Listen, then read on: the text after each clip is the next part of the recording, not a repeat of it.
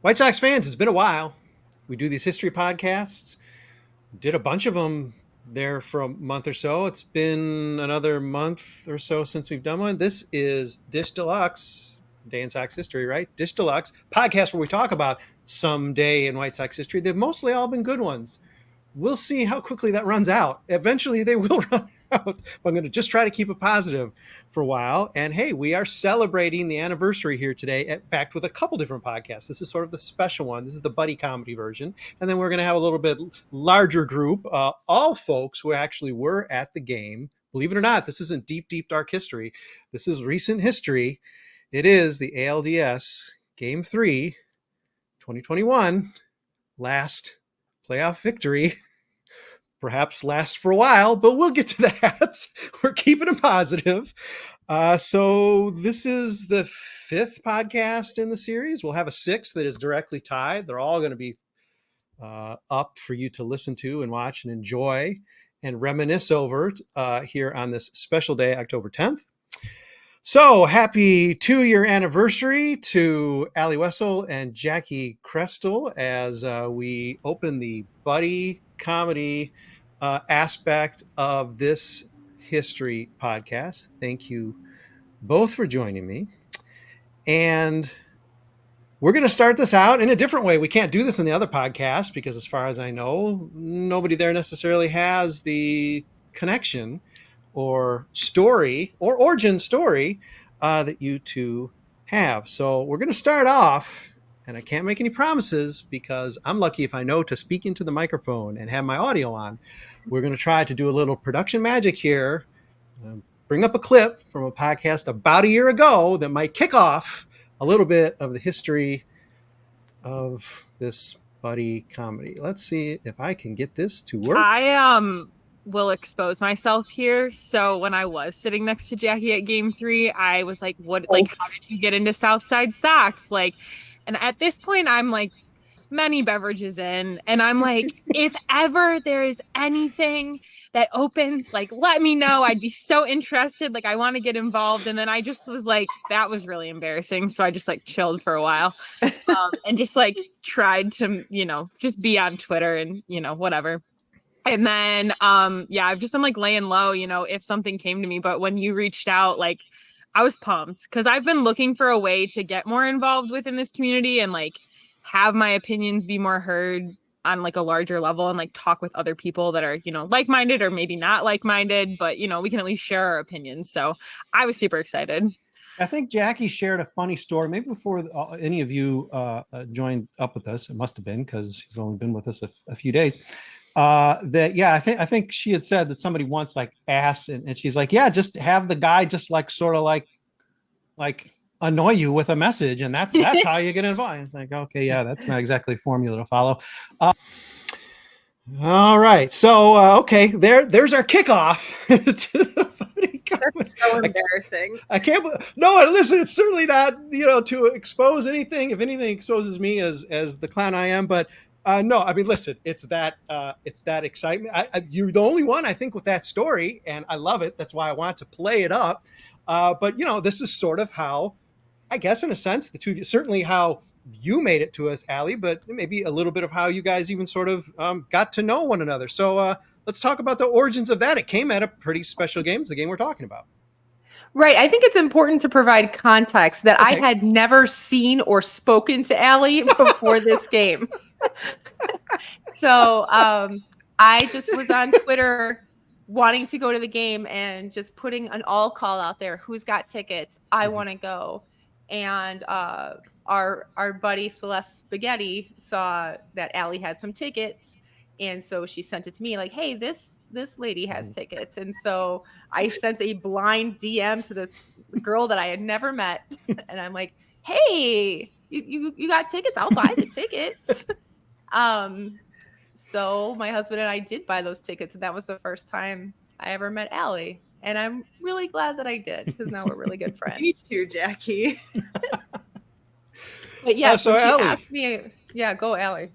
Oh, yeah. I mean, I was just the idiot that was like, let's buy 6 seats as in the season ticket package. Because we're a family of 5. And so when we were looking at season ticket packages, my dad was like, let's just get 6 seats, because if the whole family of 5 wants to go, then it's like, you know, we'll just find a friend to go with us for the 6th seat. But on the off chance that none of us can go, it's easier to sell pairs than it is to sell an odd seat. In theory, great idea. In practice, my whole 5 family went to a game probably like on less than a handful.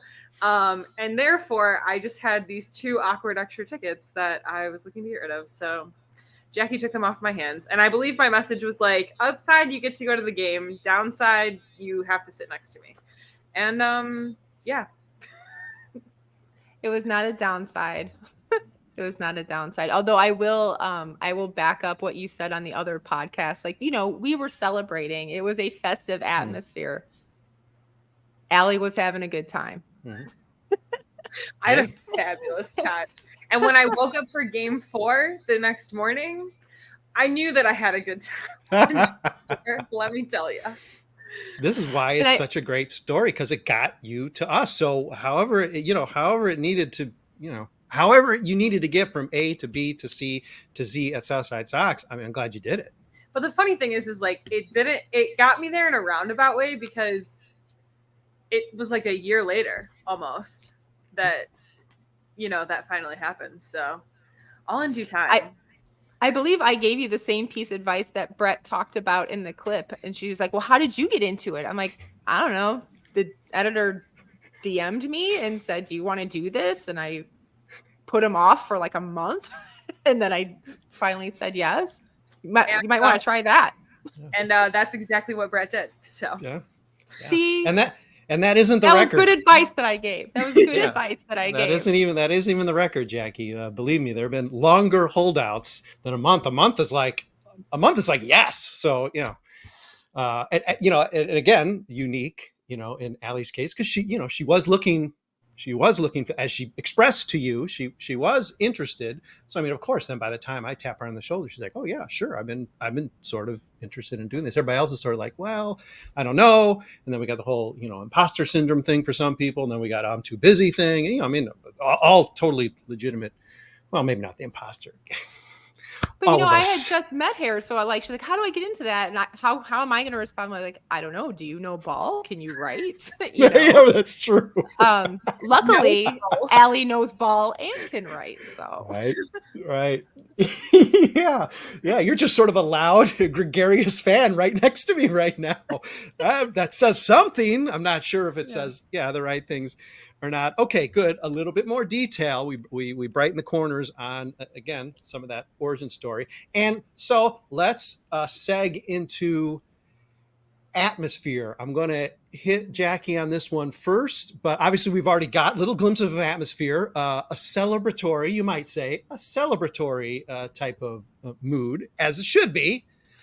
But Jacki, you're one of the people, we talked about this even leading up to the playoffs, before you even knew you were going, before you sent your faded message out there via Celeste Spaghetti to get to the game in the first place and have this meeting happen. But we had talked, and I believe we'd even grabbed some of our souvenirs. I still have my Blackout towel, but you had been to one Blackout.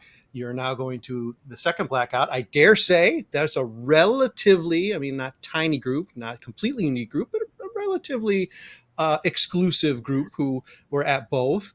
So you have that comp to do. So you're at both Blackouts. Going in, you got to the game even before perhaps meeting Allie. What was the vibe? The team's down 0-2. That's not great, but what's the atmosphere and what's your feeling going into this game?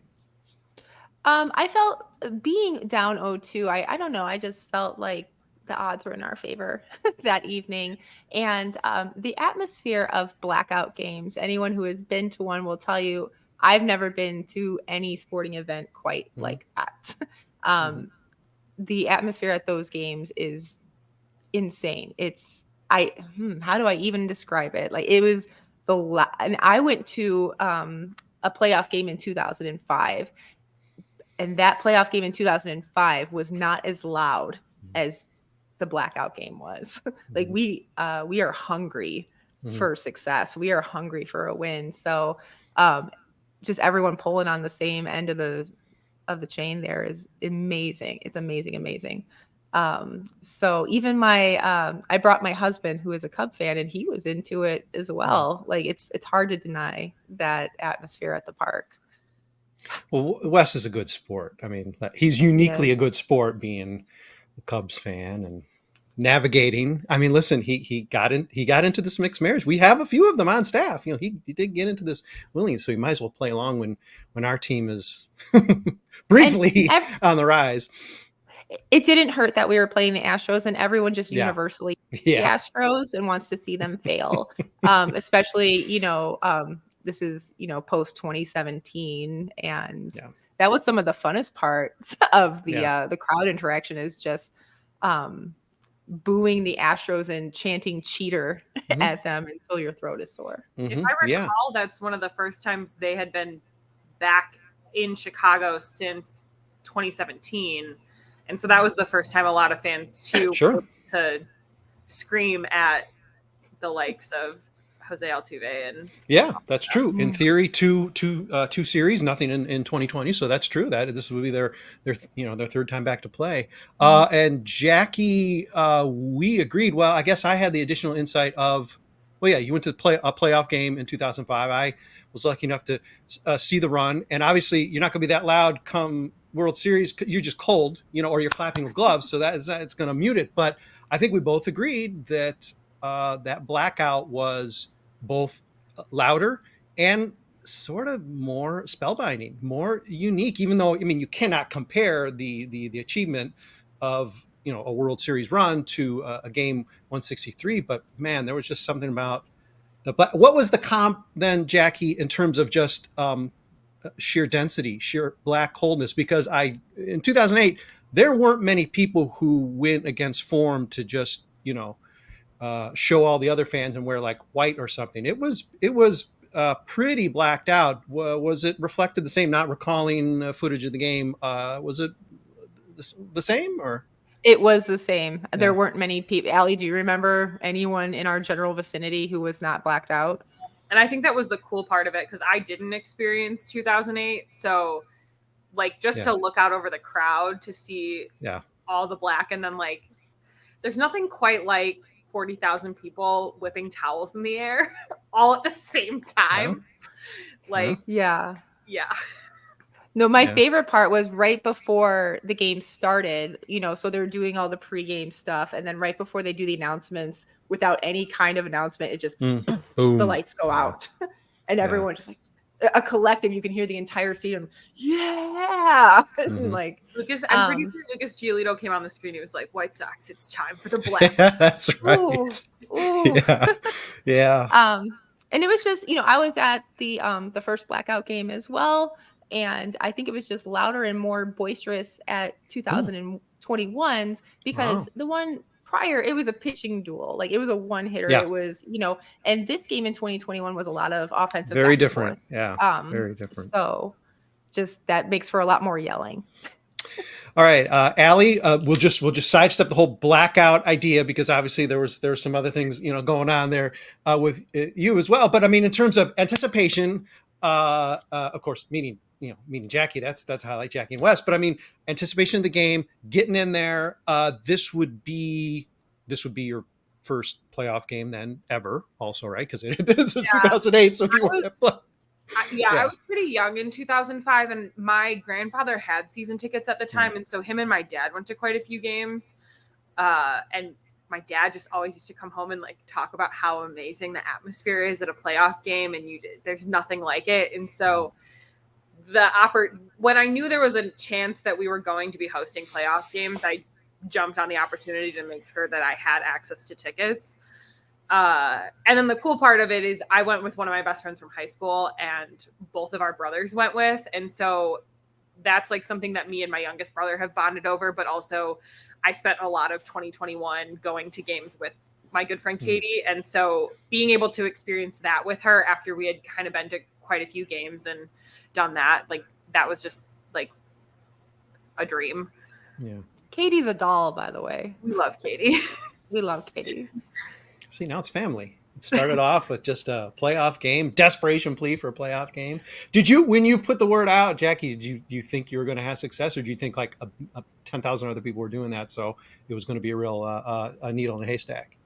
Nah, I knew I was going to get You're tickets. getting all right. There's By no any means secret one or necessary. I got friends in high places. There you go. There you go. That's okay. Hey, listen, it doesn't. Sadly enough, it doesn't come around often enough for this not to be unique enough to to lay out if you need to. So no, then Allie, not necessarily having the experience Jacki and a lot of other fans, your dad, any of those fans did. I mean, it had to be somewhat jaw dropping, just pretty much every step of the way, just getting in there, packed house, which, I mean, obviously been in packed houses before, but I mean, still under the circumstances. And then you got the twist of the blackout. It's just got to be like, wow, this is, I mean, I know that was my impression in 2008. Jacki's probably both times. And it's just like, wow, this is sort of jaw dropping. I very vividly remember in like the 03 to 08 span going to games where the teams were good. Like I went to a lot of regular season games, and the video package just always like stands out in my head with the Pirates of the Caribbean theme song and the like thunderstruck leading up to the game. And there were a lot of those elements that they brought back to Game 3, which the prior year to that, I like had lost my grandfather. And so like that brought back a lot of nostalgia for me on top of just being in such a crazy atmosphere. So it was one of those moments where I just felt really happy to be there and like couldn't believe that I was actually getting to experience that. And I was very committed to Sox in 5. And I really, truly believed that was going to happen. Yeah. Yeah.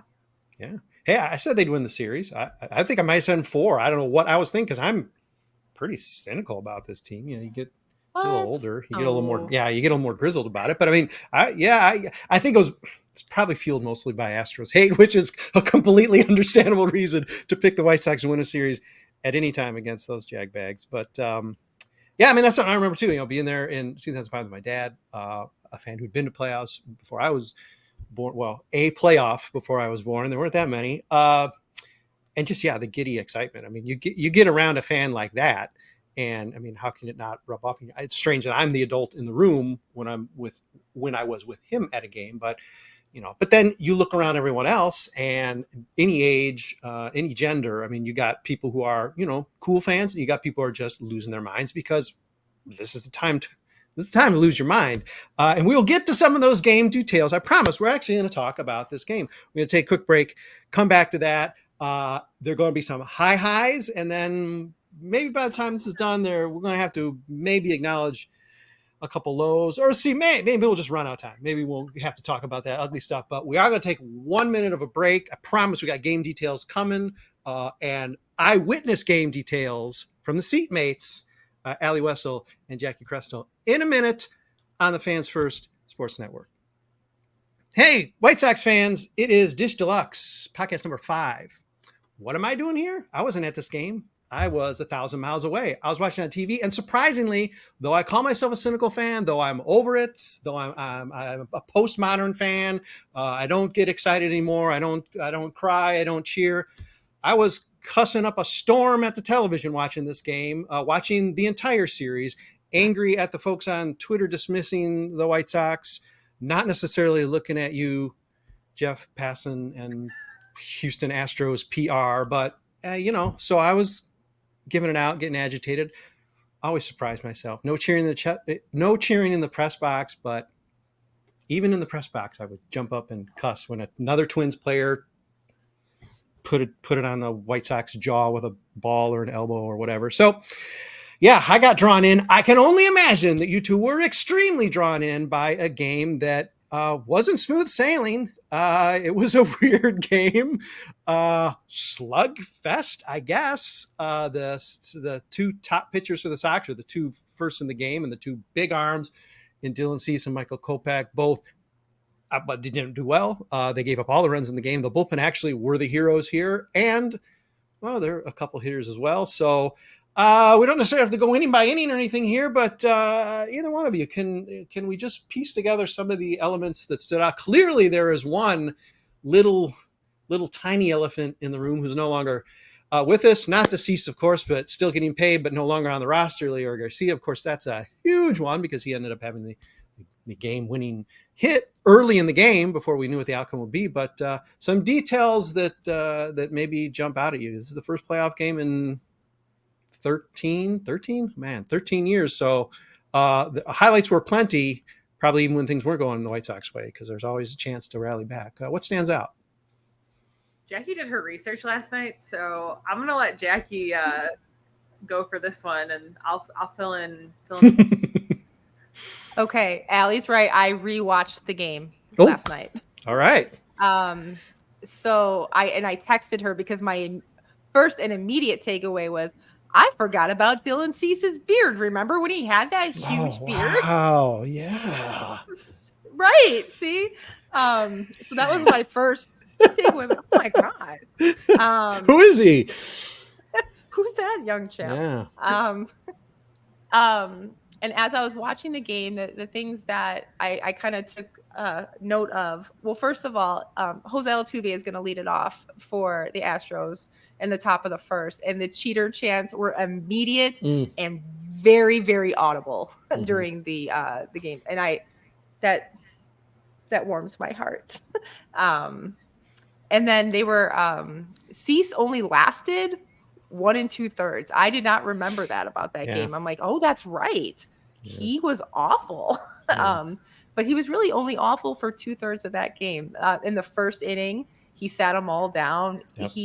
And Cease only throws what, 96, 97-ish? Is that where he's sitting in 2021? Yeah. Routinely is hitting 100 in the first inning. Yeah. So like maybe the adrenaline got to him a little bit. Yeah. So yeah, and then he was done by the second inning. Kopech came in, and he wasn't that bad. Kopech wasn't that bad. He got the win that day.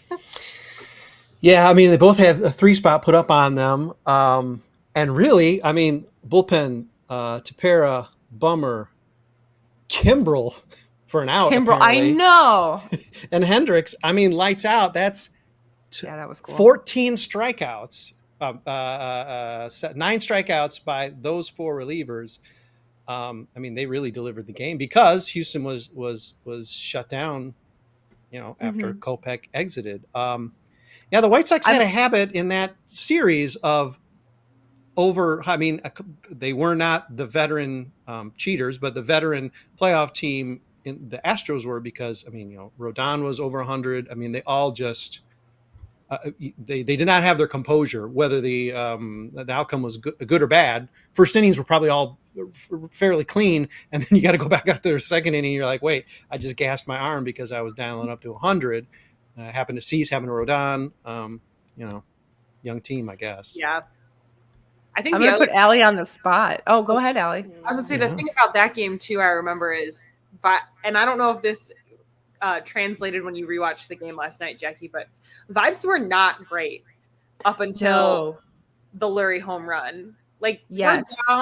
We're down 0-2 in the series. We're coming in. Hendricks had that iconic interview like right before that was like Sox in 5, I'm pretty sure, where he was like, we're going to come back and win this. Like, fans are believing it. And then immediately you go down.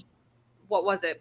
It was we were up 1-0, but then in the bottom half, or excuse me, in the top half, they came back and took the lead. And, I mean, at some point they're up 5-1 before that big inning. So I could see how 5-1, staring elimination, team not showing a ton of life. It's the Astros, whatever. It's the Astros. They're probably not feeling great, but then, I mean, that third inning was pretty extraordinary. Now they're clawing back into the game. That's why I want to put Allie on the spot. Okay. Like, everyone remembers Lurie's home run. Do you remember what came before that allowed that? Someone else hit a home run. Do you remember who? Because I did it until I saw. I'm like, that's right. Yep. Oh, it wasn't a solo home run before that though. It was a 2-run home run. Mm-hmm. Oh shoot, who would have been 2 up? Lurie was probably like 7th or 8th. Was it Andrew Vaughn or something like that? No. It was Yasmani Grandal. My freaking God. Do you remember that? I didn't remember. I'm like, that's right. No. I haven't seen that game since we were there.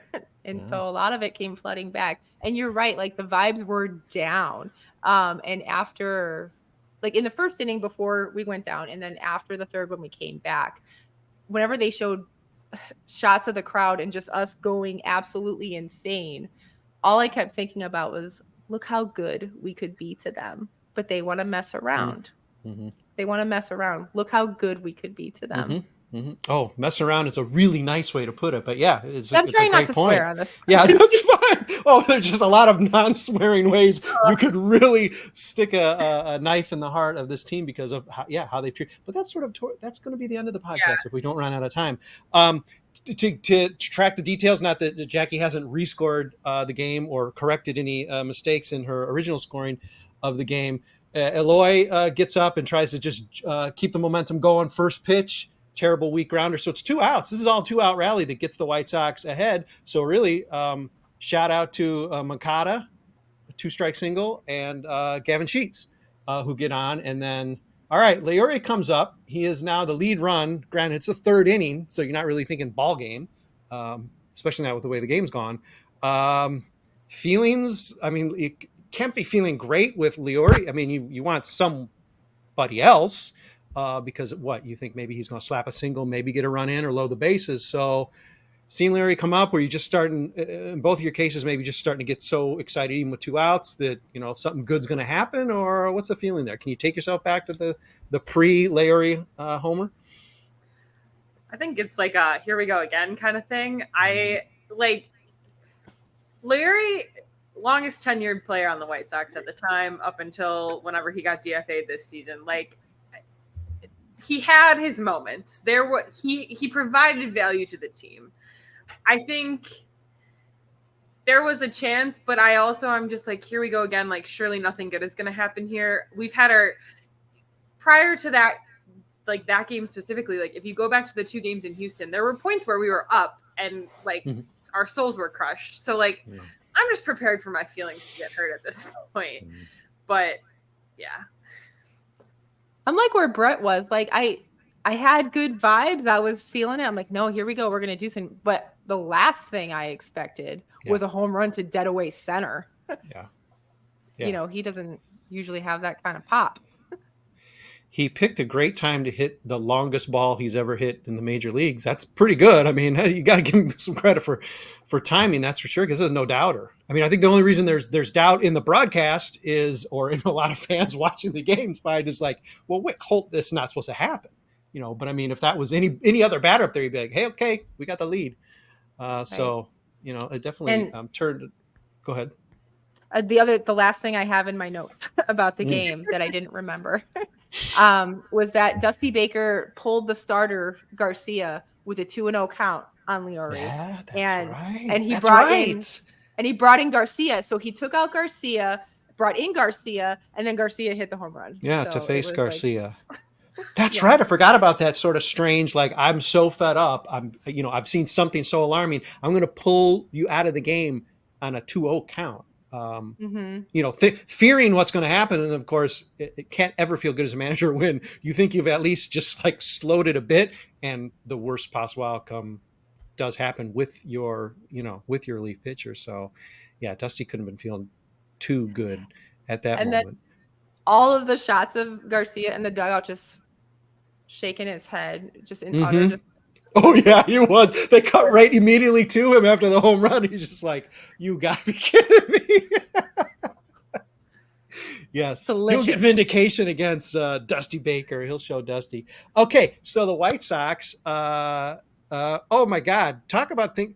It's only been 2 years. This is starting to freak me out. I'm glad that you two are both forgetting things too, because otherwise I would think there'd be a more serious medical problem for me. But a guy apparently that played for the White Sox named Cesar Hernandez ended that inning with a strikeout. So, okay, inning ends, Sox are up 6-5.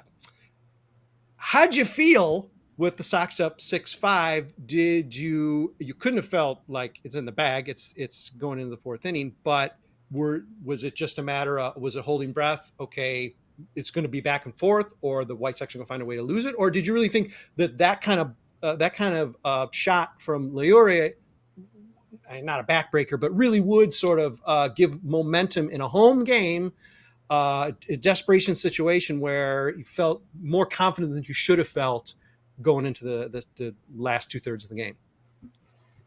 I mean, let's be honest. I was way more beverages in than I needed to.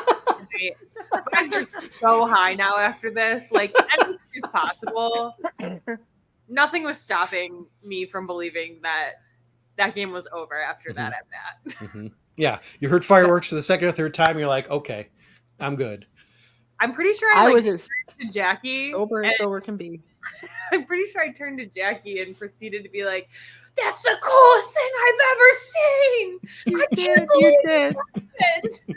And then I had to turn to Wes like, she's crazy. I didn't do that. Okay, so Jacki clearly not as confident as Allie was, although again, it speaks to momentum. And what's to say that dugout wasn't feeling something along the lines like, okay, we came back from this, and we're our backs are against the wall. We came back from this. Okay, let's just hold a 1-run lead, but we got this. But how were you thinking? Were you a little bit more wise and like, okay, well, I'm just sort of waiting for the other shoe, or that this is going to be back and forth? What was your vibe after really a pretty shocking way to take the lead? Yeah, I was much more cautiously optimistic because I don't think any lead was safe against that Astros team. Yeah.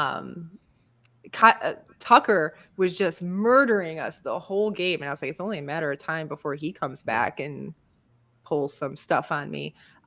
So the rest of until the 8th inning, when we scored a handful of more insurance runs, I was really just kind of holding my breath.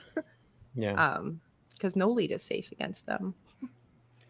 When you're the White Sox, no lead is safe ever. Yes, the 2021 White Sox, a little bit different, but yes, correct. Yeah, I mean, Kimbrel's got an 18 ERA in this series, so he got hit with something in those first 2 games. Bummer's 13.5, so these guys had gotten hit up in Houston, and they're being depended on as the sandwich relievers in this game to get you through. I mean, that's 2 innings between them. So, yeah, I mean, as much as this team was tight in 193 whatever games, this is Houston, and even without a trash can, they had the savvy enough to say, listen, game's not over, and until we're counted out. And you're right, Jacki, it makes sense until you get a little breathing room, and there's no breathing room at all. So until you get even more breathing room, you want more than a couple runs, 3 runs breathing room. Yeah, you're not going to feel like you can really exhale and come back again for again. Because I mean, this really was down to now. Allie, you had tickets to Game 4. Jacki, you weren't going back for Game 4, or were you? No, I had work. That was during the day. Okay. All right. So I mean, this it would have been 1 and out for Jacki either way, but you want to keep watching this team move on. And Allie, you've got a vested interest in this. Like, hey, I want to come back tomorrow and even the series up, for crying out loud. So there was a little cushion provided later in the game. So by that time, you both can, in your own ways, in your own special ways, celebrate what seemed like a certain victory, given the fact that the Sox by that time had doubled up the score. Yeah, I felt a lot better after that. Safe to say. Okay. Yeah. Okay. And then Liam Hendricks came in and was lights out. And Allie, I'm gonna put you on the spot one more time. Yeah. Because again, Wes remembered this and I didn't even, and I was disappointed in myself. Do you remember who the last out of the game was? No. Guess. Just guess. Is it Jose who would be? Yes, it was Jose Altuve. Nice. Struck him out. And that's strikeout. Yeah. That's the guy you want. The perfect way to end that game. Let's take it off the board and away from the game for a second, because we've been talking a little bit about the Astros. I think we have universal feelings toward the Astros, which reflects probably 29 other fan bases. But we are now 6 years removed from a scandal, I guess. Who really knows how far we are removed from any scandal with that team? But of course, there's naturally talk. Hey, hardly any of those guys are still on the team, whatever. I mean, our tendency in this culture, I suppose, is to at some point whitewash, some point forget, some point forgive. And I know at some point shaking your fist at the clouds on this gets a little silly if you're too hardcore about it. But I mean, this is not a one and done situation, right? This is not a sneeze of a whoopsie of a mistake. I mean, this is serious stuff. The team went unpunished for. The after effect and the aftertaste, the hatred for this team how justified is it? Very. Yeah. You're both right. No, I don't forget. It would be one thing if that team had been punished in any way. But for Rob Manfred to come out and say that the vitriol that the team got from social media and the bad press that the team got was enough of a punishment in itself, and no one was going to be suspended for anything, that is just what takes it to another level in terms of resentment. Like, there will never be any way for that to be better because there was no consequences to actions. Did it ever make sense to either one of you that the logic behind not punishing the players was they would have not got the information, that the investigation would not have been complete if they hadn't granted immunity to the people who did the wrongdoing? That from the start, when that was uttered by Manfred, I thought, what game is going on? I mean, he's the commissioner of baseball, or whoever he's got doing investigations. I'm sure there were tons of teams willing to whisper something. It didn't have to be players like betraying the fraternity. There are plenty of other people who aren't players that are going to whisper something, especially guys, people who have vested interests to make them look bad for what they did. It never struck me as a true court at all that you needed to give that away to get the whole story, as if we even have the full story. It always rang very hollow. Manfred is no fan to the average baseball fan. He is a fan. He is a servant to the owners. And, if you want to get more mad about 2017, I recommend Evan Drellich wrote a book called Winning Fixes Everything about that season. And I cannot recommend that book highly enough. I read it and then gave it to my husband and gave it to my dad. And it just, yeah. So anything that Rob Manfred says will ring hollow. Yeah, I guess is my point. Well, and then you have all of these sports analysts and broadcasters, last year when they're going on their run talking about what a dynasty they are, and they won in 2017 and they've won all this stuff, and there's no mention of any of this ever happening. It's as if it never happened. And I think that's the other part of this too, is you can talk about all of these accomplishments, but there's an asterisk next to that stuff that you're just failing to even mention. And therefore you're not telling the whole story. We get that you don't lead with that. Your business is promoting baseball. You're trying to generate excitement in the 2023 playoffs, for example. So I get that you don't lead with that. Hey, well, these guys cheated, but they had a run of 6 straight LCSs, whatever. But yeah, as you say, Allie, for it not ever to come up, which starts to believe that now that, I mean, let's face it, there are fans who might not actually be aware. There will be fans who will not be aware of it. I mean, hopefully if they're true fans, they're going to figure things out about the game. But the idea that now we can just say, oh, that didn't happen. It wasn't that big a deal. How could a White Sox fan criticize when in 1919, well, okay, it sort of went differently then, but okay, on a number of levels, okay, if you want to cite that as an example. But are you banning Jose Altuve from the Hall of Fame? No.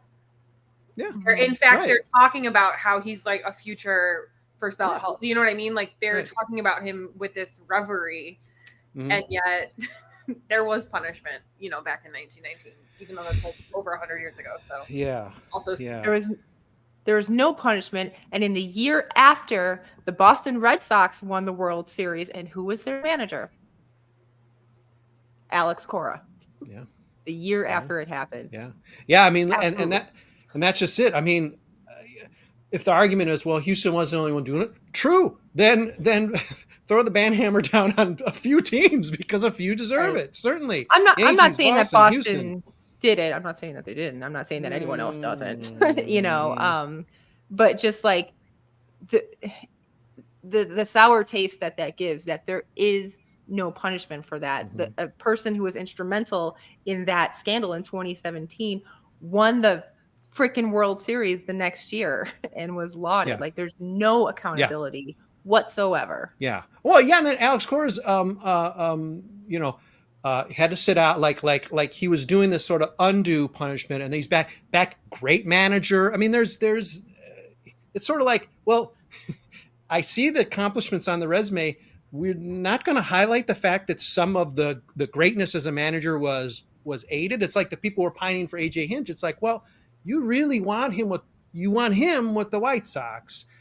I was never a fan of that, even if they did send the tweet out with his signature. Okay, speed round here, as long as we're talking about it, because, better than what's coming next.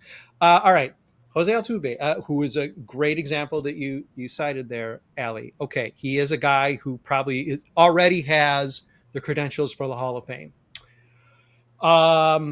Plenty of options here. Writers refuse to vote him in for legit reasons. He gets voted in with something on the plaque, or just absolutely deserves to be in because his cumulative accomplishments are enough. What's a feeling here? If we agree on the premise that he's probably already reaching Hall of Fame caliber, if you don't believe that, well, let's pretend. How do you think it's going to wrangle out, or should wrangle out? How I think it will wrangle out is they will put him in the hall with no kind of comment at ever. And my personal feeling is that he would have been a Hall of Fame caliber player without all of that.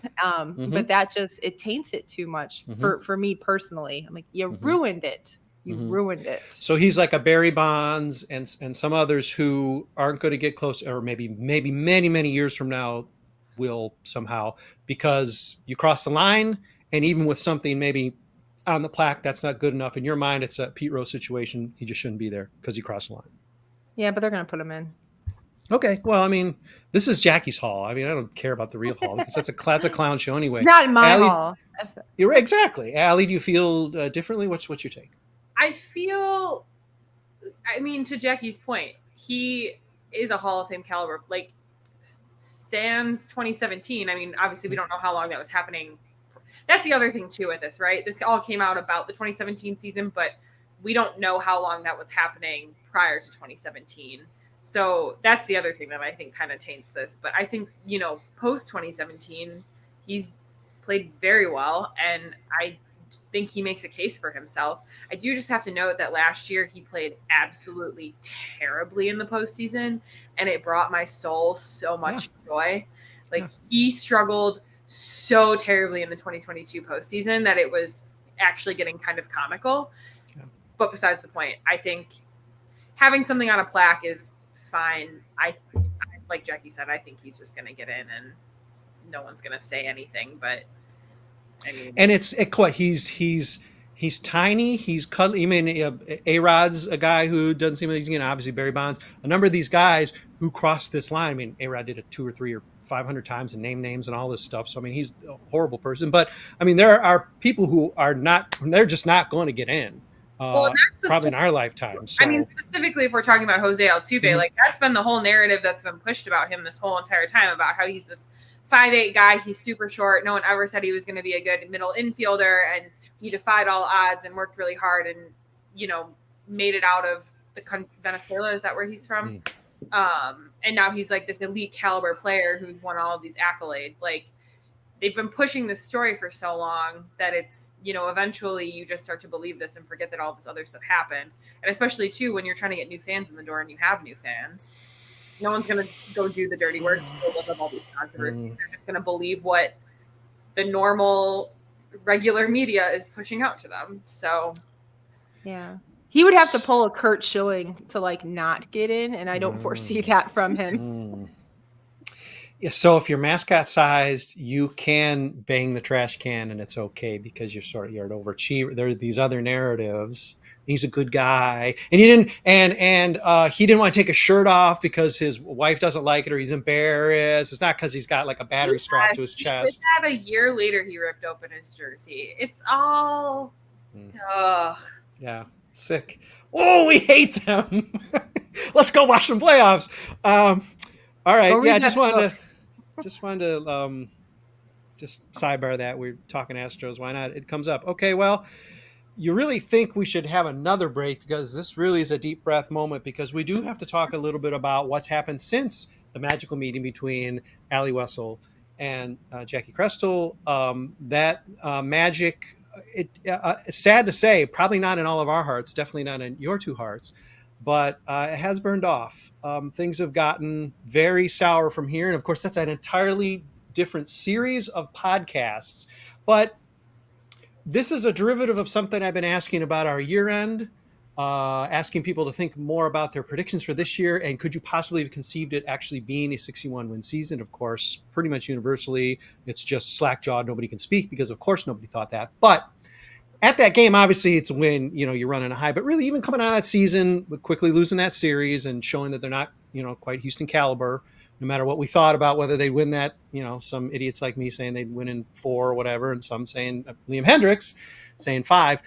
There still had to be a good vibe even with Tony La Russa managing the team, young core. I can't fathom that either of you thought we'd be here talking about on a podcast covering a team that did just win 61 games and so quickly. This isn't 2029. This is 2 years later. We are exactly 2 years from the game we're talking about here. And it's sort of, it is inconceivable, right? We could talk about what ifs, I think, like forever, like what could have happened if, a couple of blown leads in Houston to come out with a win or, but I will die on this hill. You win game 3 in a night game in Chicago, and immediately you're supposed to turn around and play a day game for the very next day. Like, theoretically, all of the momentum is in your favor going in. That game gets rained out, and now you have a random odd rest day before.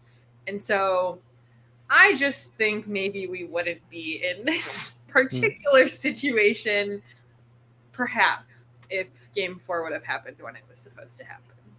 You mean we wouldn't be in this situation of losing the series or of where we are now in 2023? Maybe everything. Yeah. Because it's all a domino effect. Yeah. There's something to be said there. We're not going to go like a butterfly effect it too much, but that's not something you can't consider. That's for sure. Jacki, your thoughts? Okay.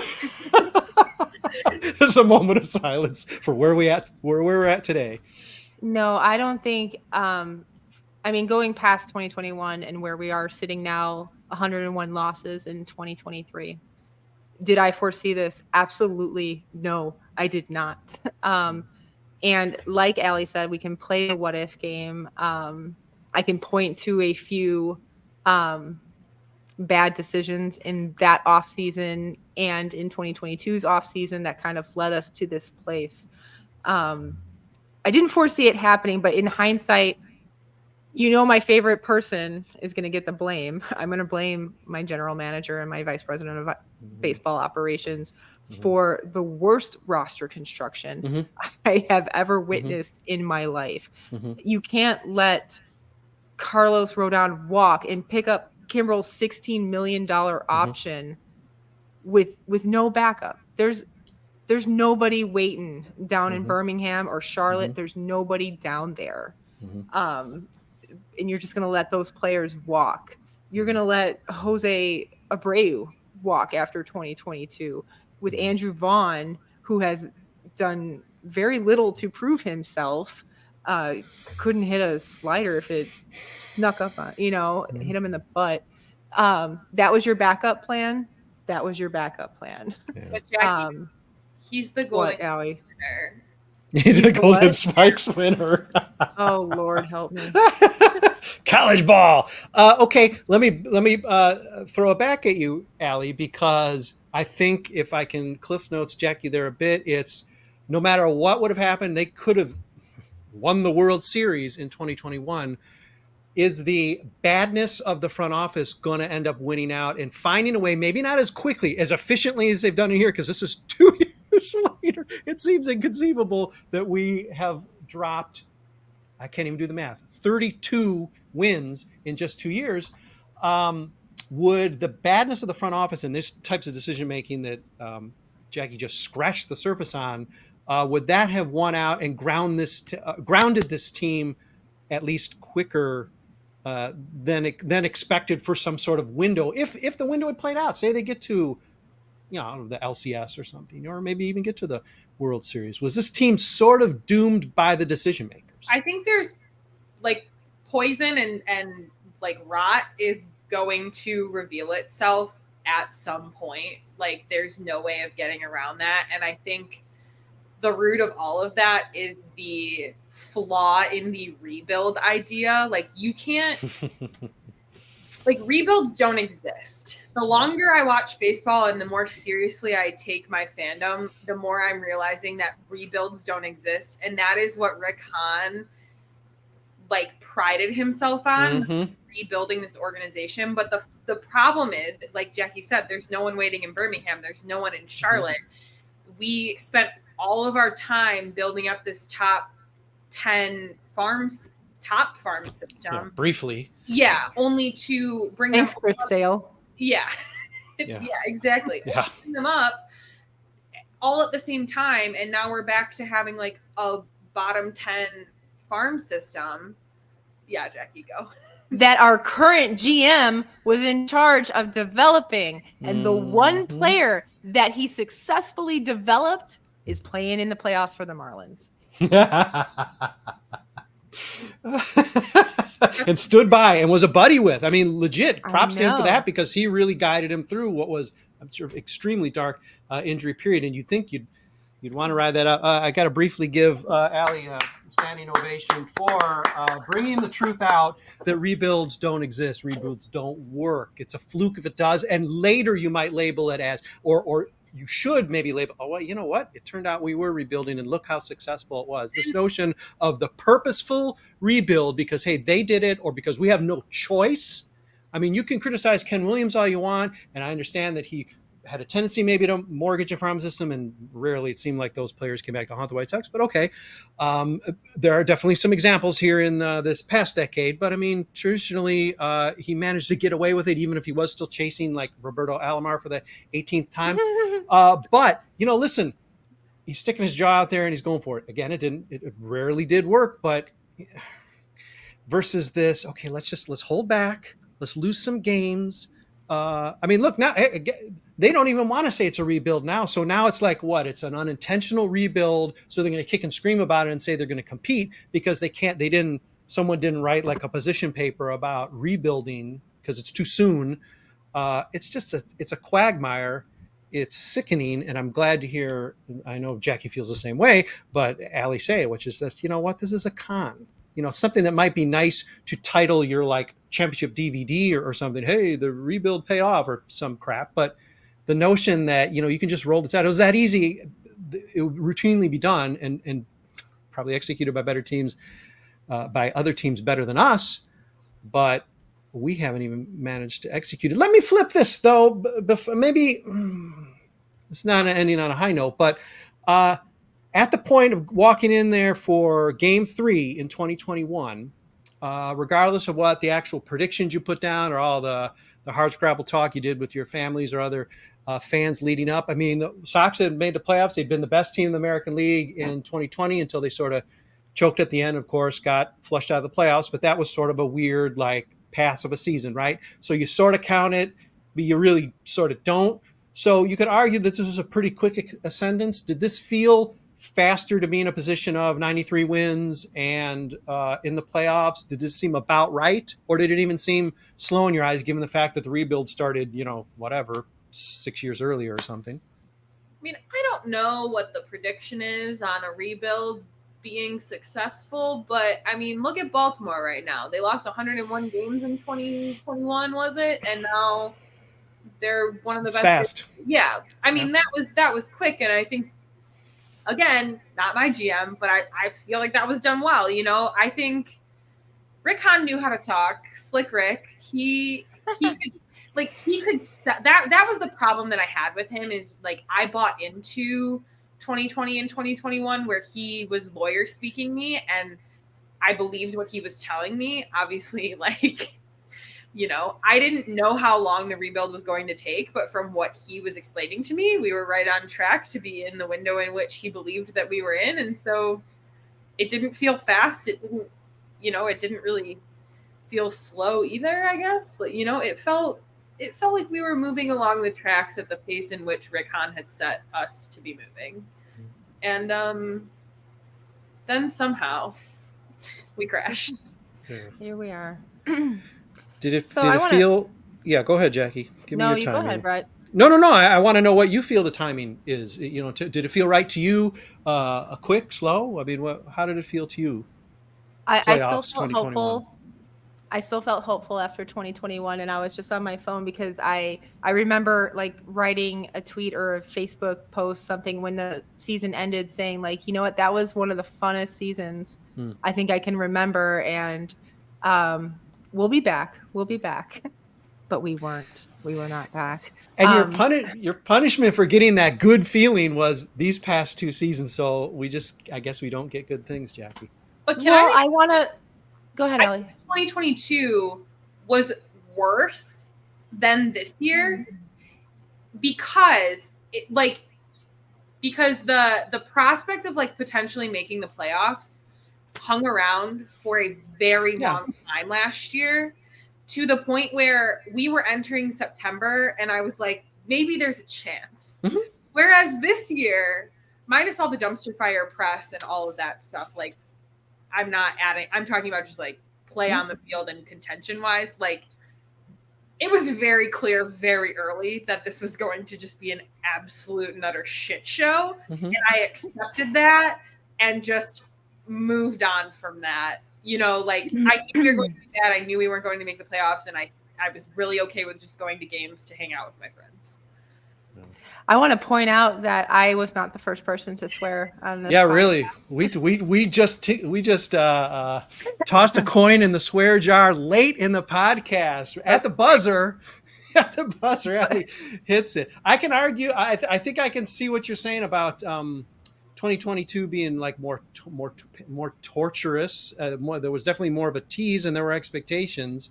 I think a lot of it. Well, there was a spread of expectations. There were folks picking this team to win low 90s games, and then there were those of us who said maybe high 70s. So there was a range, and so I guess those people who thought high 90s were, you know, I mean, I guess they were suffering for a second straight year, like you're alluding to in 2022, Allie. But I got to say, this is beyond belief. So I don't know. This last season is blotto. But like we're talking about, like, oh, this wasn't even that long ago. Let's go back a year prior in 2020 when we were ousted from the playoffs by the Oakland Athletics. And, like, see where they are now. And we talked about the Orioles coming and making their. It wasn't that long ago. What was it? What year did they win the series? The Kansas City Royals won the World Series. Like, and isn't that the beautiful thing about baseball? That like anybody can win, anybody can come back. So while it might be foolish to think that, and I do think that we're in for a little bit of a tough stretch for the next few years, things can turn around fast if they stop acting like children. That is such a big if, Jacki. It's so big. Well, it's bigger than all of us. I know, but you know, you have to have hope. Otherwise, what are you doing here? Yeah, that's true. Yeah, we have spent an hour talking about this wonderful game, but also this team. Okay, so the quick speed round to end it, and it's maybe not a high note, but why not? We sort of just referred to it, so I will do a litmus test of your optimism. I'll kick it right back to Jacki to begin. Will the White Sox, knowing that nothing's going to happen, I mean, come on, we're fielding the same team next year, more or less, and arguably worse, but not to bias your answer. Will the White Sox be better or worse next year? And only 100 losses counts as better. So are they actually going to lose more or lose fewer games next year, Jacki? That's hard because I really think we'll be on par with this year. Okay. My foolish just nature wants me to say like, well, they'll do a little better maybe, but if they do, it will be not out of talent but out of luck. Okay, yeah, I mean, a lot did go against this team. It deservedly so, but yeah, they didn't catch a break all season. Allie, are they going to be better or worse next year? I would love to sit here and be optimistic that they are going to be better, but I mean, Tim Anderson might not be with the club next year. Michael Kopech should not be in the starting rotation. Like, there are so many pieces that I just think it's going to be another bad one. So you're willing to say they're going to be a little worse? Yeah, I Okay. could. I don't Come know. on, Allie. Redacted is going to be there. It's going to be. Ouch! But we Putting on- managed to wait 3 days into the off, or 1 week in the off season before getting the first prediction of that guy becoming a mainstay for the Chicago White Sox. You know what the terrible thing is I just moved here. Your Right. timing is rough. It's If not for the friends, gonna lie. your timing is rough. I'm not going to lie. Not gonna lie. Snack pack. Mm, We'll still have no, are fun they at the called- ballpark. yes.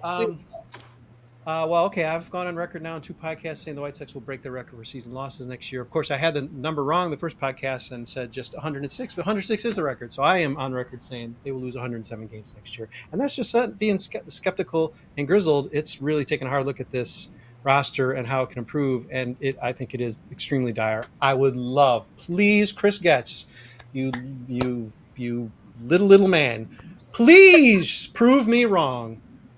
Please prove me wrong. I'd be happy to cheer full-throatedly. I'd be happy to feel compelled to drag myself up 1,000 miles north to see plenty of games with my very, very, very good friends, some of my best friends in the whole wide world, Jacki Krestel and Allie Wesel, have been nice enough to take an hour of their lives out.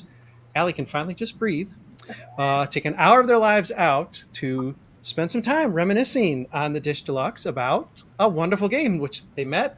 Beautiful relationship blossomed. A wonderful relationship for South Side Sox because we got Allie Wesel on the masthead, editor Allie, editor Jacki, rocking it for us in South Side Sox. As they will, we're going to try and get them to dip a toe in the off season as well, but hopefully heading into next season, a lot of coverage from them as well as we switch things up a little bit. We might try to make it a little lighter on the White Sox next year. Don't yell at me. They did it. Blame them. But yeah, we'll see how it all wrangles out. We'll see how Jacki and Allie want to be a part of that next year and even in this off season. But thank you both for sharing some stories and having some reminiscing about, oh gosh, a time just 2 years ago, but a time so much brighter in all of our lives with the White Sox.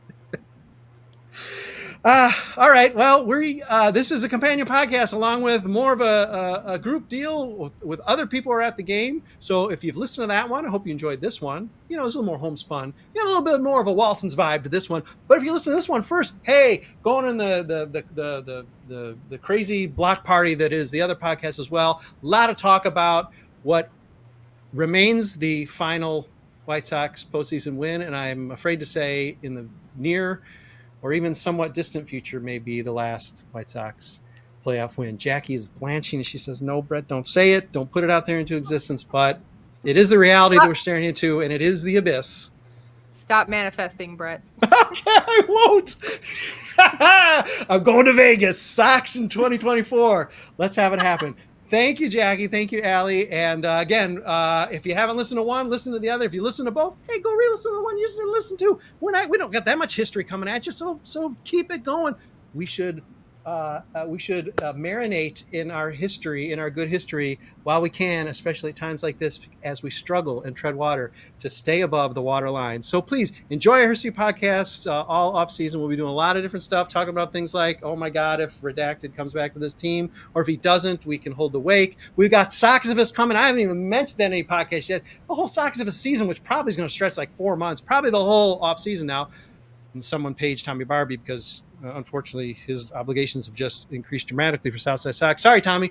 Soxivus is coming. We got a lot of stuff coming up, and Allie and Jacki will definitely be part of it. So thanks for being with us, and go White Sox 2024 all the way.